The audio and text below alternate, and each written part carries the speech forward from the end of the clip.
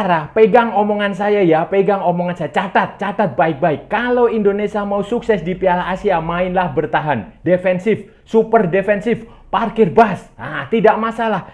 Tidak masalah, gunakan serangan balik, counter attack yang efektif dan efisien. Tidak usah malu bergaya-gaya, sok-sokan bermain terbuka seperti Brasil, seperti Argentina.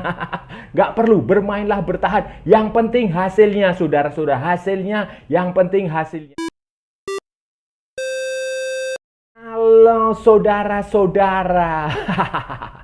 Jumpa lagi dengan komentator gadungan di sini. Dengan komentator yang gadungan.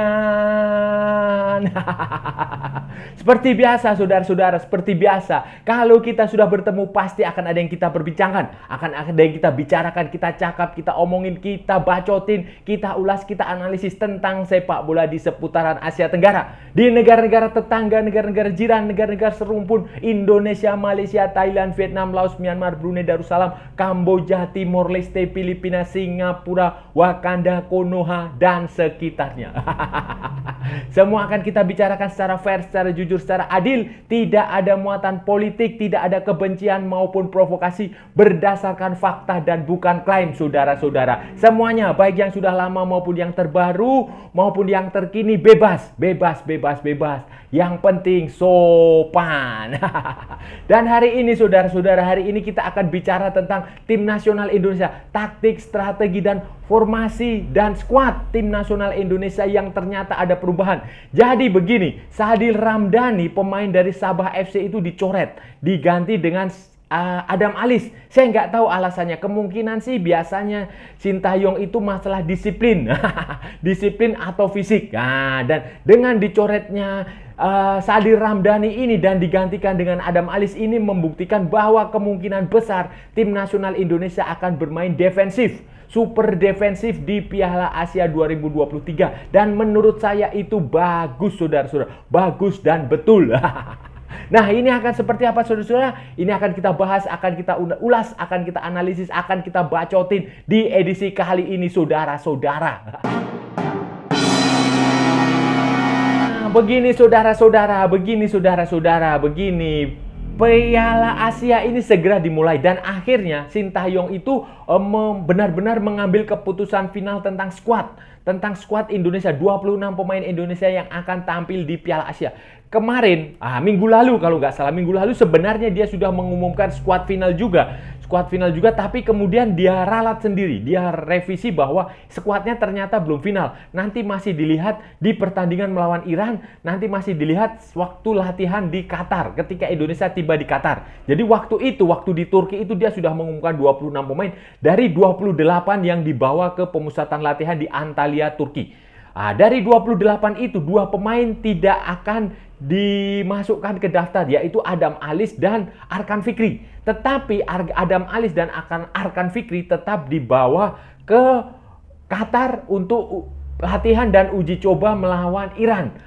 Bisa dimaklumi kenapa Adam Alis dan Arkan Fikri, karena Arkan Fikri itu usianya masih muda. Dia masih seusia dengan siapa itu, Hoki Carakas, dengan Marcelino, generasinya itu. Tetapi dia kan di posisi dia kalah bersaing dengan pemain-pemain lain yang lebih matang, seperti Ivar Jenner, seperti Maklok, seperti itu. Kemudian Adam Alis itu juga bisa dimaklumi karena selama ini dia juga bukan pemain inti di tim nasional Indonesia. Dia hanya main kadang-kadang saja. Kalau pas bagus di klub, ya dia dipanggil. Begitu pemanggilan di tim nasional juga dia hanya menjadi cadangan. Beberapa kali memang masuk starting line up, tapi tidak terlalu berperan lah. Dan di posisi dia itu juga ada beberapa pemain yang sebenarnya karakternya sama dan ya wajar ketika itu Sintayong memutuskan untuk tidak memasukkan nama Adam Alis dan Arkan Fikri ke skuad. Dia memilih untuk pemain lain, saudara-saudara. Hari ini saudara-saudara, 2 hari setelah pertandingan uji coba terakhir melawan Iran, setelah kekalahan 0-5 melawan Iran, Sintayong ternyata mengumumkan lagi daftar 26 pemain yang akan tampil di Piala Asia. Dan terjadi perubahan pula, terjadi pergantian pemain, pergeseran. Ada satu pemain yang dicoret, itu adalah Sadil Ramdhani. Sadil Ramdhani dicoret dan Adam Alis yang tadinya keluar sekarang masuk. Sementara si Arkan Fikri tetap dicoret, tetap tidak masuk ke skuad dan dua pemain ini akan pulang ke rumah masing-masing. Saya nggak tahu apakah mereka masih akan bertahan di Qatar untuk menonton pertandingan dari tribun atau langsung balik ke Indonesia. Tetapi mereka yang jelas, mereka tidak akan bermain, mereka tidak akan ikut latihan karena daftarnya sudah diserahkan kepada AFC dan itu adalah daftar final yang boleh ambil bagian di turnamen. Nah, kenapa Sadil Ramdhani dicoret, saudara-saudara? Sintayong itu tidak memberikan alasan yang jelas, belum memberikan. Kemungkinan nanti dalam besok atau besoknya dia akan memberikan penjelasan kenapa Sadil Ramdhani dicoret. Tetapi saudara-saudara, dari analisis, dari pengamatan, dari kebiasaan Sintayong itu, saudara-saudara, pemain yang dicoret itu ada kemungkinan tidak memenuhi 3 kriteria, 3 aspek walaupun sudah ikut dalam pemusatan latihan. Biasanya pertama itu adalah faktor disiplin, attitude. Nah, itu biasanya itu yang paling utama dari penilaian Sintayong itu adalah disiplin, attitude. Kemudian faktor kedua adalah fisik. Nah, fisik. Kalau pemain itu fisiknya tidak bagus, fisiknya tidak menunjang, itu pasti dicoret. Biasanya itu fisik atau disiplin itu ya 1-2 lah. Kalau nggak pertama fisik ya pertama disiplin. Tapi itu 2 itu penting. Ketiga adalah performa. Mungkin saja performanya tidak bagus. Nah, itu menjadi 3 kriteria yang biasanya digunakan Sintayong untuk memainkan atau mencoret pemain dari tim nasional. Sadil Ramdhani ini parameternya apa, saudara-saudara? Kenapa dia dicoret? Yang tahu hanya Sintayong. Karena Sintayong juga belum menjelaskan, dia hanya mengatakan teknis.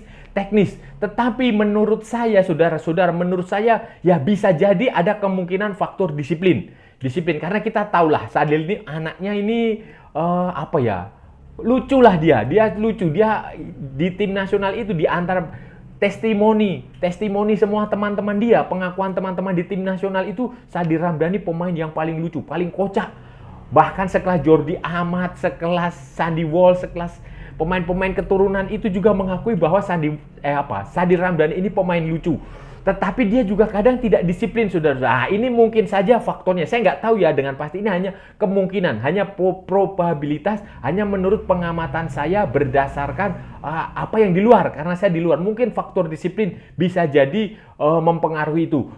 Faktor kedua kemungkinan adalah terkait dengan taktik dan strategi. Kalau performa saya rasa Sadil permainannya bagus lah, saudara-saudara. Kalau saudara ingat di kualifikasi Piala Dunia 2026 waktu melawan Irak dan waktu melawan Filipina itu kan dia juga main, saudara-saudara. Waktu melawan Filipina itu bahkan Sadil kan pahlawannya. Tetapi kan mungkin saja di Piala Asia kali ini Sintayong melihat Indonesia berhadapan dengan lawan yang bukan Filipina. Jadi dia membutuhkan taktik dan strategi lain. Dan menurut saya di konsep seperti ini dalam lawan Irak, lawan Vietnam, lawan Jepang, Sintayong memang tidak terlalu membutuhkan pemain yang agresif seperti Sadil Ramdhani. Dia lebih banyak membutuhkan pemain yang serbaguna khususnya yang bisa bermain defensif, bisa bermain bertahan, dan ini akan sesuai dengan taktik dan strategi Sintayong yang diterapkan. Mungkin saja akan lebih banyak bertahan, defensif, super defensif, bahkan parkir bus. Masuknya Adam Ali, saudara-saudara, ini mengkonfirmasi bahwa ya memang bukan urusan pencoretan Sadil Ramdhani ini adalah murni teknis terkait taktik dan strategi, terkait cara bermain tim nasional Indonesia nanti di Piala Asia. Adam Alis ini dia bisa bermain di posisi yang lebih banyak posisi dibanding Sadil. Kalau Sadil ini bagus hanya di posisi agresif, winger, kanan kiri dia bisa, penyerang sayap, striker yang di wing itu dia bisa. Kemudian apalagi second striker Sadil Ramdhani bisa. Kemudian gelandang serang, attacking midfield dia bisa. Penyerang, striker pun dia bisa. Tetapi Adam Alis ini, saudara-saudara, Adam Alis ini jauh lebih lengkap dari Sadil Ramdhani. Adam Alis bukan hanya bisa menjadi pemain yang agresif. Adam Alice itu bisa menjadi second striker, bisa. Gelandang serang juga bisa. Gelandang sayap juga bisa. Winger dia bisa, winger murni dia bisa. Tetapi Adam Alice ini juga bisa bermain di tengah sebagai gelandang tengah, center midfield. Center midfield kalau dua pemain belakang itu, dua pemain tengah ya dua gelandang ini. Dia juga bisa bermain sebagai gelandang bertahan. Itu dia jauh lebih lengkap. Dan tampaknya saudara-saudara, tampaknya itu alasannya. Adam Alice bisa bermain menyerang, dia bisa bermain bertahan. Kualitas dia menyerang maupun kualitas dia bertahan itu sama bagusnya. Sama bagusnya ya untuk level Liga Indonesia ya. Bukan untuk level Liga Inggris atau Liga Italia karena dia main di Liga Indonesia. Itu menurut pengamatan saya. Jadi lebih kepada faktor. Kalau masalah disiplin saya nggak tahu karena ya memang tabiat anaknya memang agak unik gitu lah, agak eksentrik, agak nyeleneh ya. Bahasa Surinamenya itu agak nyeleneh, kocak seperti itu. Jadi saya nggak tahu kalau masalah disiplin itu nanti kita tunggu penjelasan resmi dari Sintayong. Tetapi berdasarkan analisis teknisnya itu ya seperti itu saudara-saudara. Menurut pengamatan saya, saudara-saudara, penilaian saya, gadungan. Namanya juga gadungan ya, saudara-saudara ya. Kalau salah nggak masalah. Bebas. Yang penting sopan. Jadi begini, menurut pengamatan saya, hal paling masuk akal, paling logis, paling bisa diterima dengan otak, bisa diterima dengan akal sehat adalah kalau Sintayong bermain dengan defensif, super defensif.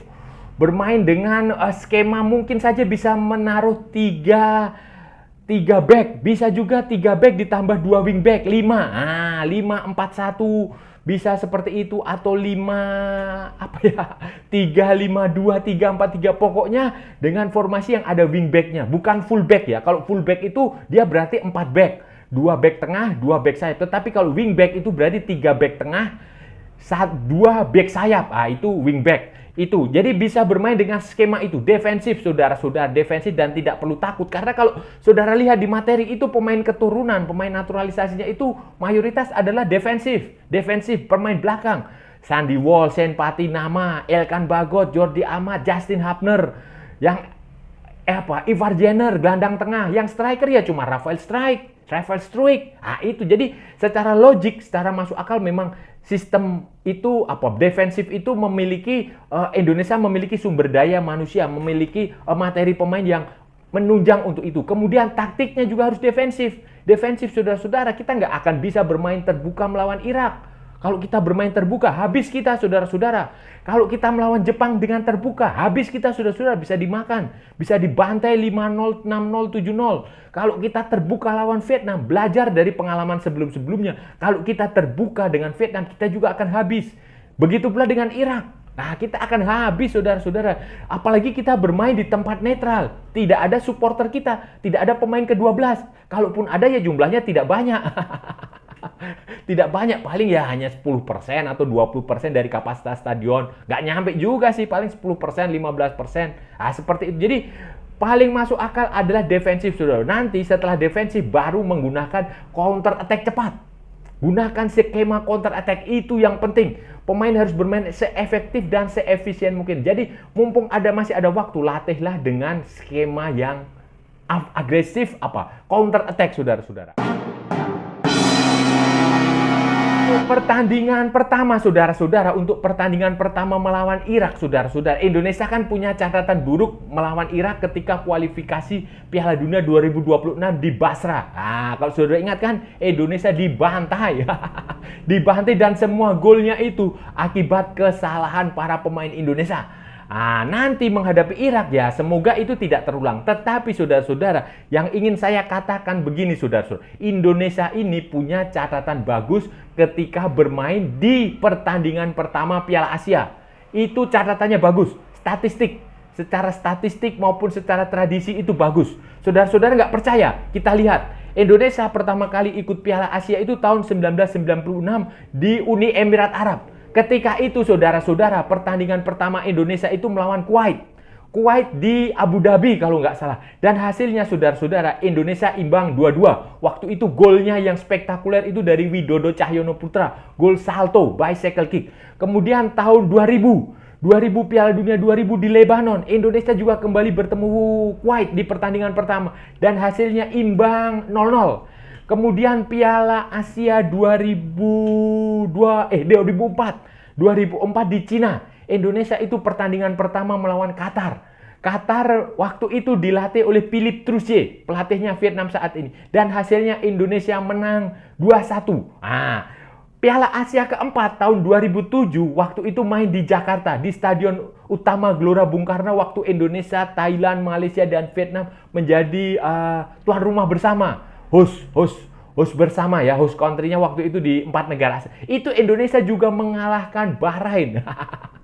Jadi itu catatan statistik di pertandingan pembuka. Pertandingan pertama Piala Asia yang cukup bagus untuk Indonesia. Walaupun kondisinya sama. Di pertandingan-pertandingan persahabatan sebelum Piala Asia digelar itu Indonesia kalah. Indonesia tampil memalukan. Indonesia dibantai. Tetapi ya kadang saudara-saudara, kadang faktor-faktor seperti ini, faktor statistik non-teknis ini seperti kadang bisa banyak membantu dan bisa saja terbukti ya.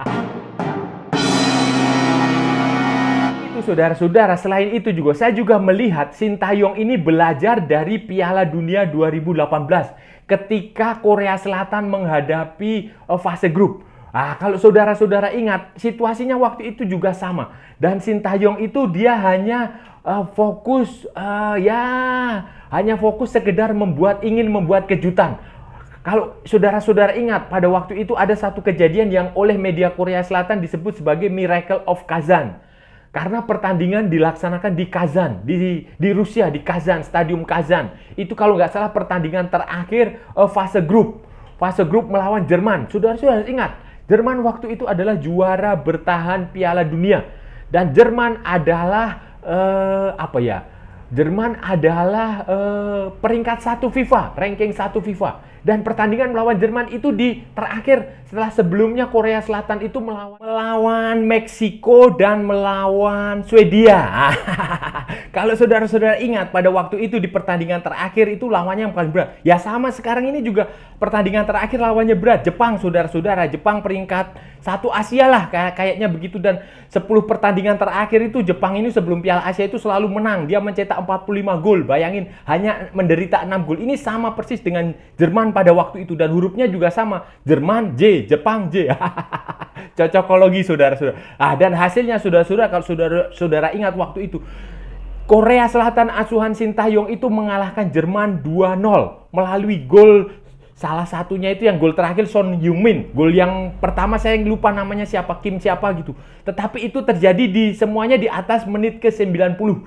Dan ya itu Jerman akhirnya tersingkir dari Piala Dunia dan Joachim Löw akhirnya eranya Joachim Löw itu resmi berakhir. Walaupun Korea Selatan tidak bisa lolos ke babak berikutnya, tetapi itu dikenang oleh publik Korea Selatan sampai saat ini. Dan itu pula yang tampaknya akan diharapkan bisa diciptakan Sintayong di Piala Asia. Dan itu juga harapan dari publik Indonesia. Kalau misalnya dengan sistem yang sekarang ini ya Piala Asia ya, kalau Anda mendapatkan poin 3 saja, itu peluang lolos ke babak 16 besar dari peringkat 3 terbaik itu besar saudara-saudara. Jadi ya satu kemenangan itu penting.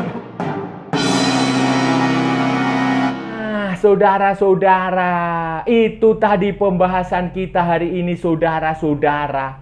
Kita sudah bicara panjang lebar dari Sabang sampai Merauke, dari Pulau Rote sampai Miangas, dari mana lagi? Dari ujung barat sampai dari mana-mana lah.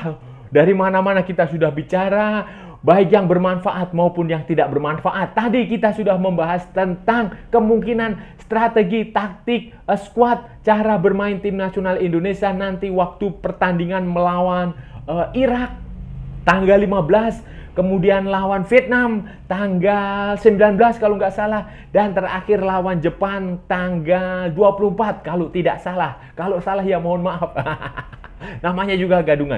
Itu tadi kita sudah jabarkan bagaimana Sintayong ternyata memilih mencoret Sadil Ramdhani. Sadil Ramdhani pemain yang agresif dari sektor sayap, wing kanan biasanya, tetapi bisa juga bermain sebagai wing kiri, bisa juga bermain sebagai second striker, bisa juga sebagai penyerang sayap, striker di winger. Itu dicoret, digantikan dengan Adam Alis yang gelandang serang tetapi juga bisa gelandang tengah, bisa juga Adam Alis itu posisinya lebih komplit, lebih lengkap daripada Sadir Ramdhani. Ini menunjukkan bahwa tim nasional Indonesia, Sintayong itu tampaknya akan bermain defensif. Jadi Anda tidak akan bisa melihat tim nasional Indonesia yang bermain menyerang seperti Argentina atau seperti Inggris atau seperti Jerman. Tidak akan, saudara-saudara, tidak akan. Indonesia tampaknya akan bermain defensif dan menurut saya itu bagus. Bagus sekali, bagus sekali. Dalam situasi seperti ini kita harus sadar diri, saudara-saudara. Kita harus sadar diri dengan kemampuan kita, dengan siapa kita. Kita bukanlah Argentina, bukanlah Brasil, bukanlah Jerman, bukan Inggris, bukan Prancis. Jadi kita nggak mungkin bermain terbuka. Pasti kita harus menggunakan taktik dan strategi yang berbeda. Defensif itu adalah pilihan yang cukup masuk akal, cukup logis dan bisa diterima oleh akal sehat. Bagi orang yang paham bola ya ini ya, bukan bocil-bocil yang sok tahu. Bagi orang yang paham bola ya, salah satu cara terbaik Indonesia adalah dengan defensif. Bermain defensif, parkir bus tidak masalah. Contohlah Jose Mourinho. Jose Mourinho itu nggak pernah malu untuk bermain bertahan, bermain defensif, tetapi yang penting hasilnya. Nanti lakukan serangan balik yang super cepat, efektif, dan efisien. Dan Sintayong punya pengalaman itu di Piala Dunia 2018 waktu menyingkirkan Jerman. Nah, itu saudara-saudara, itu. Dan saya rasa sudah cukup ya saudara-saudara pembahasan kita hari ini. Kalau ada salah-salah, saya mohon maaf. Namanya juga gadungan saudara-saudara. Tetapi kalau benar berarti sebuah kebenaran. Kalau saudara merasa channel ini bermanfaat, berguna, menghibur, menginspirasi, silahkan like, share, and subscribe. Tapi kalau tidak saudara-saudara, abaikan saja. Skip, jangan ditonton, tetapi jangan juga di-report. Kasihan saya saudara-saudara. Ikuti juga akun media sosial Komentator Gadungan, ada di Instagram, ada di Facebook, dan ada di TikTok. Oke saudara, sampai bertemu lagi di edisi-edisi berikutnya dengan tema-tema yang jauh lebih tidak bermanfaat, dengan tema-tema yang jauh lebih tidak berguna, dengan tema-tema yang jauh lebih membagongkan. Salam olahraga dan merdeka!